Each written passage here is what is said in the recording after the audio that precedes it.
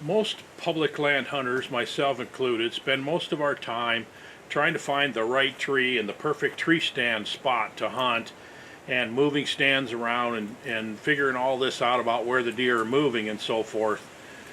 That's the way I spend the majority of my time also, but I've learned that there are other ways to spend your time, especially on a public land road trip, where sometimes it's just better not to be in a tree. Let me back you up a little bit. Here's a little history. Back in 1985, Congress passed a farm bill. It was called the 1985 Farm Bill, and it established the CRP Conservation Reserve Program, which set aside millions of acres. I don't even know how many acres, but lots and lots of acres that were planted into things like switchgrass and bluegrass or blue stem and stuff like that.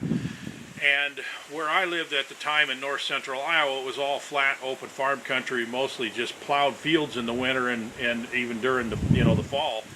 By the time the rut rolled around, most of the farmers were done taking their corn and soybeans out of the field. So this CRP program changed everything, and it took me about a year is all to figure out that the bucks loved that CRP. It was tall grass.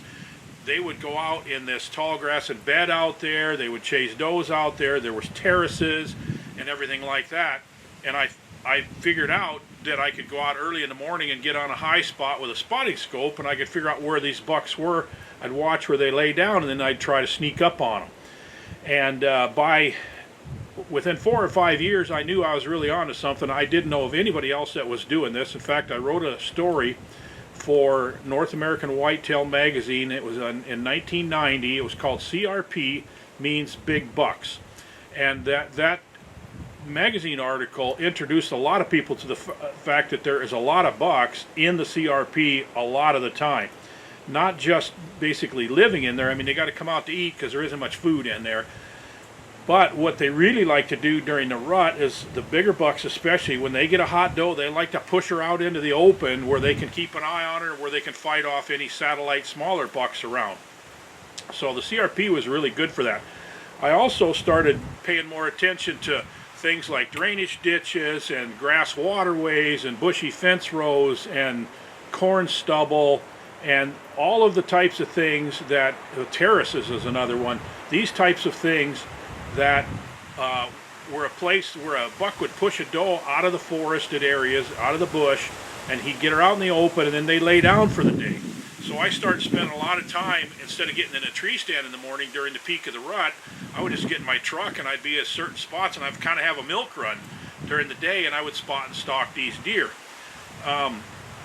Within a couple of years after that, there was a fellow in my hometown who was considered one of the hot bow hunters. I mean, he was kind of the stud bow hunter. People, recognized that he was a guy that you really should pay attention to and so forth. And we were both happened to be in an antler scoring thing one day, and I brought a pair of sheds in, and he says, "I see you out driving around all the time. You got to get in a tree stand. You're not going to kill any big bucks until you get in a tree stand."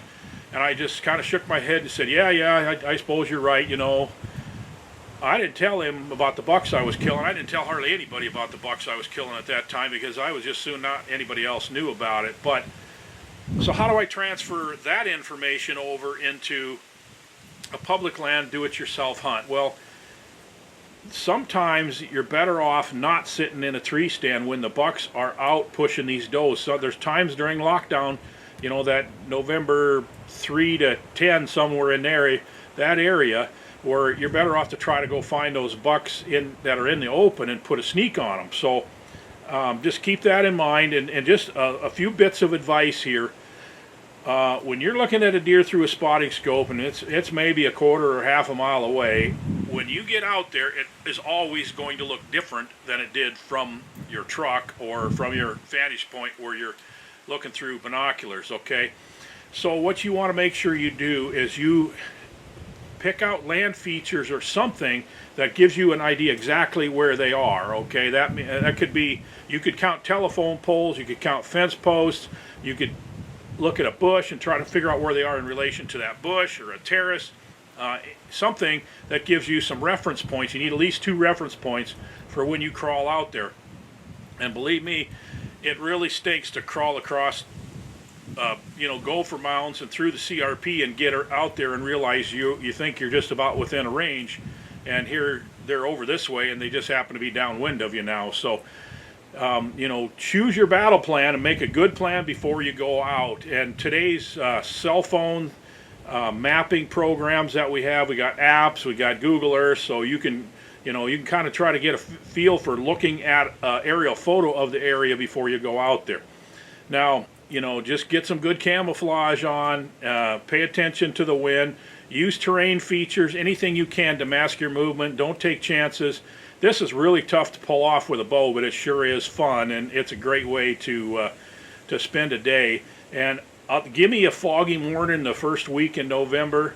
When the fog lifts, the sun burns the fog off, and here you are an hour after daylight, and you're sitting up on top of an area, and you look out, and these deer, they didn't know where they were, of course, when it was foggy, and they laid down in a stupid spot. And I'm like, I just love that opportunity. It hardly ever comes along, but when it does, it's some of the most fun you can have to sneak up and actually shoot a buck in his bed, or when he just stands up. They'll stand up to stretch every couple hours, or the doe will stand up and that'll get the buck up. So anyway, I'm kind of rambling on here, but it's just a lot of fun. I'd love to see you go out and try it. So pay attention for these types of situations, and you don't have to always be in a tree stand all day during the rut. So thanks. Leave a comment below if you got a great story about something like this. I'd love to hear it. So give us a comment and share your story.